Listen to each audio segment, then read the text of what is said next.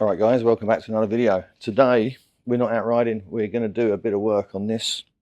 I want this video really young. We're going to make this really for people that are new to motorcycles, people that haven't got a lot of time working around them. So we're going to look at the brake pads. I'm going to give you an overview of how the brake system works on a bike like this, which is pretty much the same for most bikes. And then we're going to go through how you change the brake pads. So stick around, we'll get into it. But first, let's look at a few reasons why you need to be doing this. The braking system on a motorbike, how does it work? Well, it's very simple. Here, you have the brake fluid reservoir, which contains the master cylinder for the brakes, which is activated by pushing the lever. This sends pressure down the brake lines to the calipers. The calipers are mounted over the discs, and as the wheel spins, when you squeeze the brake lever, two pistons or one piston, depending on your bike, is activated and pushes the brake pads against the brake disc. That creates friction, which then slows the bike.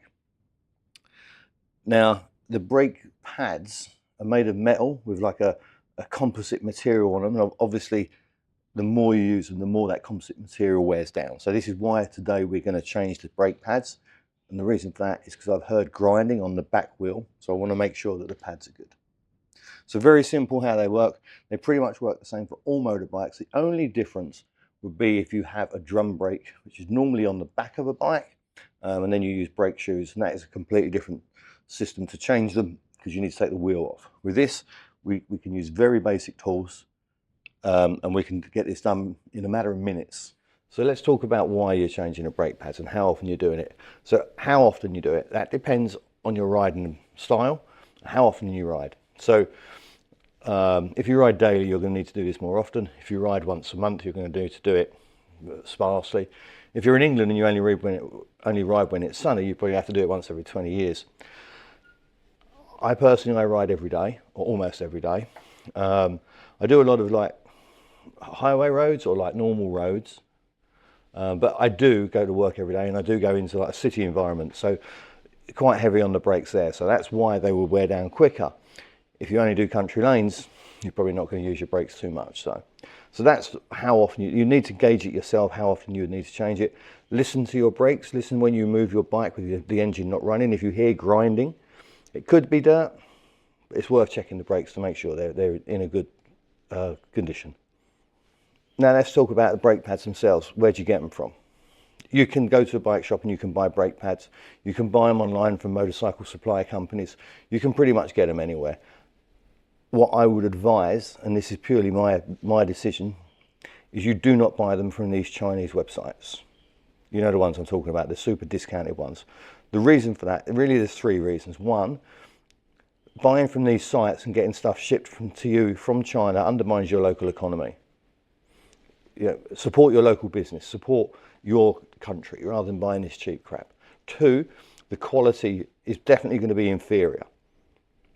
Which means it probably will not conform to any of your country's safety standards because it's just cheap.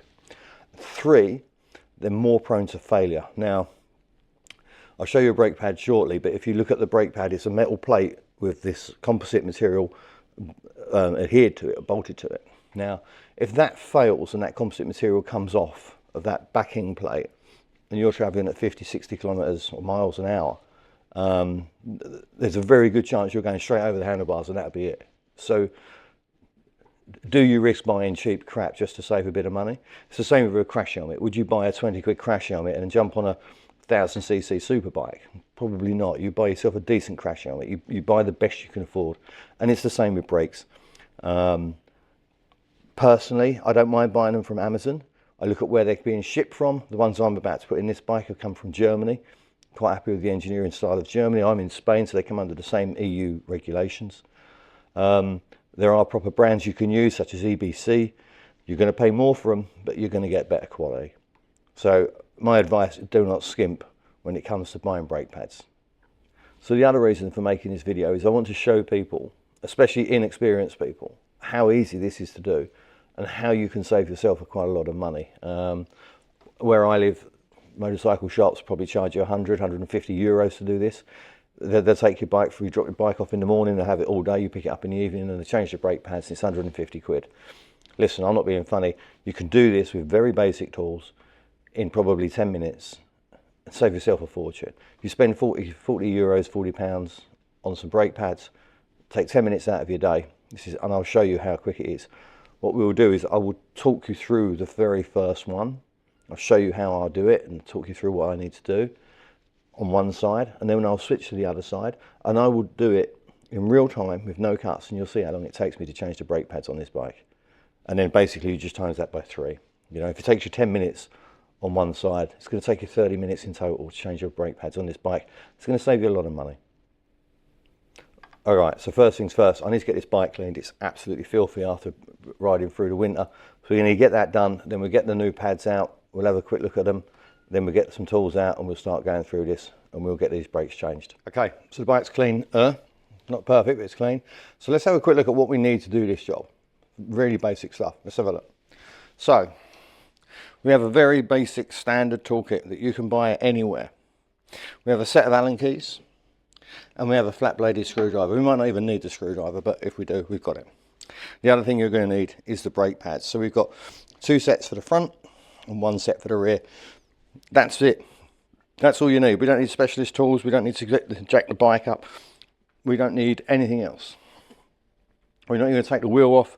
The only other thing I've done, as you can see here, is I've added a sheet to the floor, just in case there's any dust or any other crap that falls out when I take the brake pads off, take the calipers off. So that's all I need. So we're going to start off, we need a 12mm socket, a ratchet. If you don't have that, 12mm spanner. And we're going to remove this caliper. And then once we've got the caliper off, we can look inside. We can see how we can remove the 2 bolts that hold the brake pads in. We can remove them and have the brake pads out within a couple of minutes. So I'm going to throw another camera on the floor, so you got a close-up view. Let's crack on. Okay, so like I said, each bike manufacturer will have a different setup. For mine, the brake pads are bolted in on these 2 Allen bolts. So I'm going to release them first. For them, it's just a 5mm socket. Just slacken them off a touch.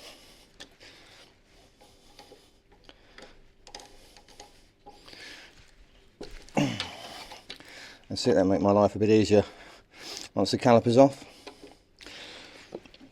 And then we'll remove the caliper, which is just these 2 bolts here.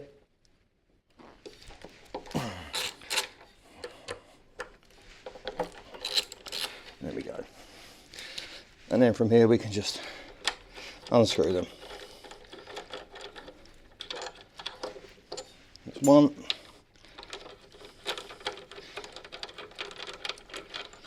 And that's 2. Okay, now we can remove the caliper. There we go. And then we can see the brake pads. There's actually quite a good bit of wear on them still, but we're going to change them, so we'll change them anyway. I don't know if you guys can see inside here are the 2 pistons, which the hydraulics push, which push the brake pads onto the disc, which causes the friction, which stops your bike. So for now, we're going to remove these 2 Allen key bolts that we undid earlier.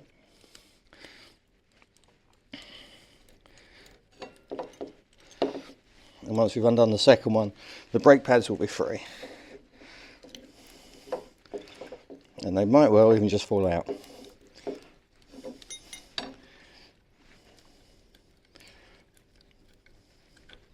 There we go. And then from here, we can just remove them. And that's it. The pads are out. That's simple. So that took about, what, 3 minutes. And we've already got the brake pads out. So let's get the new set and we'll look at putting them in. Is the new pads are shiny on the back like this. But the old pads have got a metal shim plate. So we need to take that shim plate off and put them on the new pads. Now my suggestion would be you don't mix up the pads, because see, you don't end up putting an old one back on. But these shim pads, they literally just clip off, throw that away, clip it on your new one. That's that one done. And same for this, they just clip off. And then you have the shim plate. So that's the old pads removed, new pads put in place, shim plate on the new one. Okay, now what we're going to do is we're going to rebuild them. So we have, I'm not sure if you can see in here, these are the pistons They're quite well retracted, so that's not a problem. We're going to put one in there, and we'll put the other one in there, and then we'll put these bolts back in. And these bolts are what hold it all in place. You just need to make sure you're aligned, and then they can be done up. So at the moment that's not 100% lined up. Right. There we go. I think we're going in now. Yeah. Now, like I said, some manufacturers, they will have a clip rather than this bolts. So it just depends on the manufacturer of your bike and what system they use. So just bear in mind this is a Suzuki, so it could be if you've got a Suzuki it's the same.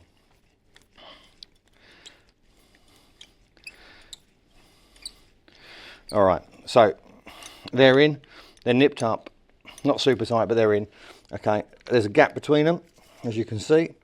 Now this is where the screwdriver, which I didn't bring with me, let me just grab it. This is where the screwdriver comes in handy, because you need to get this back over this brake caliper, and obviously these pistons are retracted. Now what you can do is put a screwdriver, if you've got a standard flat blade, put a screwdriver in and just twist it out.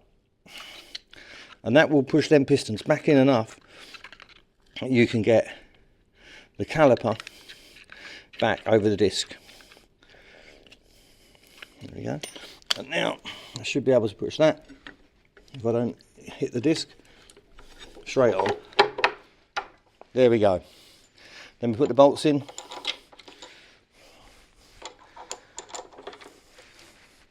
Tighten them in.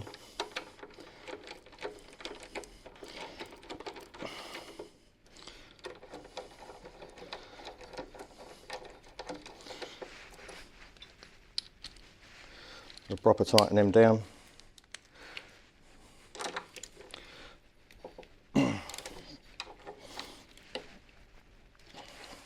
And then we'll just nip up the Allen bolts for the brake caliper, the brake pads. And that's that one done. That's how quick that is to change brake pads. So that's probably took us, with me commentating, 5 minutes.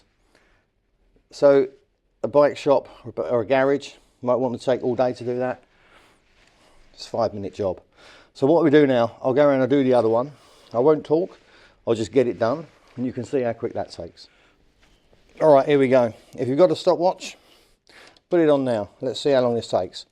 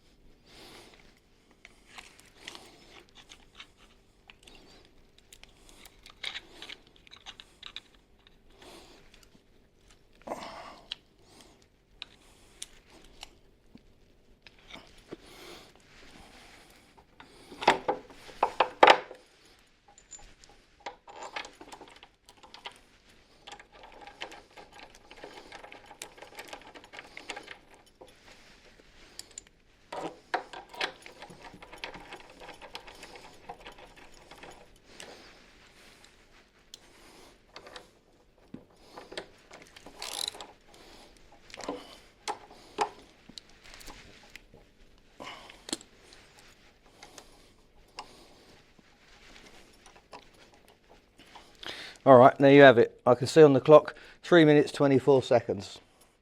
And I didn't rush, and I didn't have any extra tools, and I didn't have anybody helping me. That is how quick it is to change brake pads and not be charged a fortune for doing it. Now, let's go and look at the back one, because that one's just a touch different. All right, so for this one, it's a little bit different. I brought another camera in here. I don't know if you can see, there's a bolt here, and there's another one under here. These two need to be removed, so they're going to come out. Then I need to remove this split pin, which is here. I will also need to remove, I don't know if you can see it, this bolt, which just is a bracket to hold the brake line in. So let's get them undone. I think these two are an 8mm Allen key, and then we'll look at this one and find out how big this is. So let's crack on with that.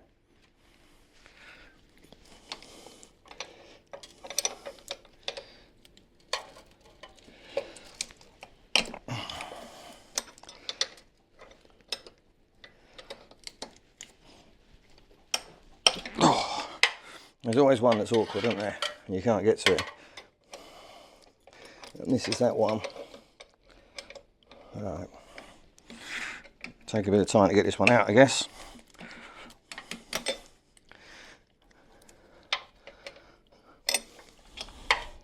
That's one out.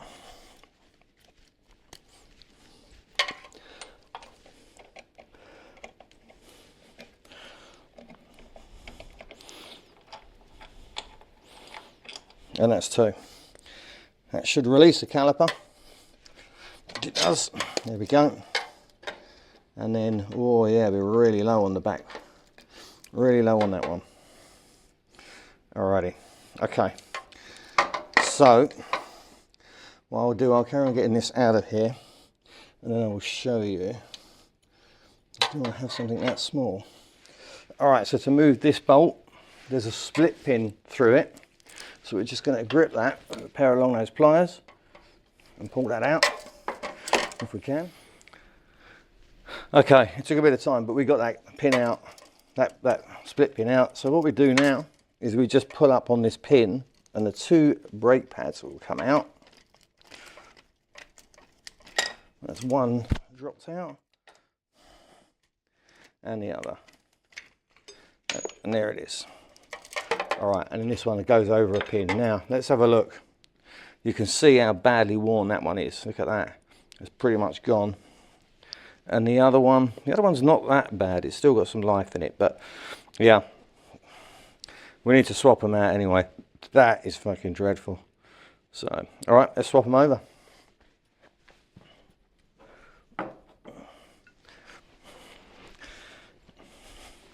So the new pads, you'll notice that they have a different shape, and there's a reason for that. It's because one of them sits over a pole on the caliper. Move to the other camera. It sits over this pole, so that's why. So again, with these, you've got these pistons in here which needs to be retracted, but it's not going to be a problem. We use a screwdriver technique. So we go back to this with these shim plates. Again, we're just going to whip them off and put them on the old one. Put them on the new ones. All right, so we're going to put these back in again now. So the new ones go in. They can only go in one way really, because you need to always have the non-round hole at the bottom. So that will sit in there. And then this one, the round hole, sits over the peg. And then we'll sit in there. And then we put our split pin through. Our split pin, our fixing pin goes through. So we just get that in there. Okay, we've got the new split pin in place. All we need to do now is separate the two brake pads. Again, we can use a screwdriver for this, just to bring them apart. A bit stiff to start with, to be honest. There we go. All right, and then once we've got that back in place, we're literally putting that into position. And then these two bolts will do up again. Just need to find my little stud things to do them up.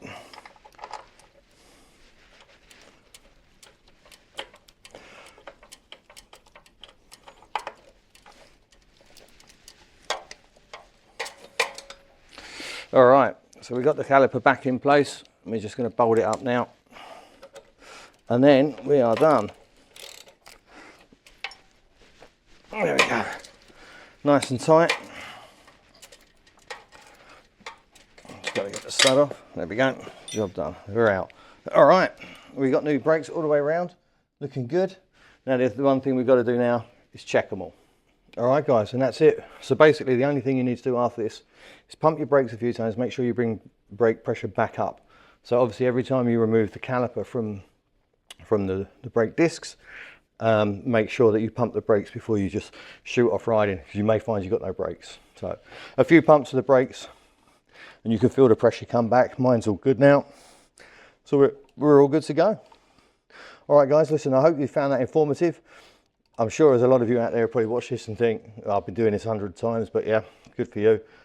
This is more for the beginners. So any questions, as always, put them in the comments. More than happy to ask. Please hit like, and if you haven't done, please subscribe. It tells me that I need to go and make some more videos. So, okay, until the next one, I'll catch you all soon. Peace out.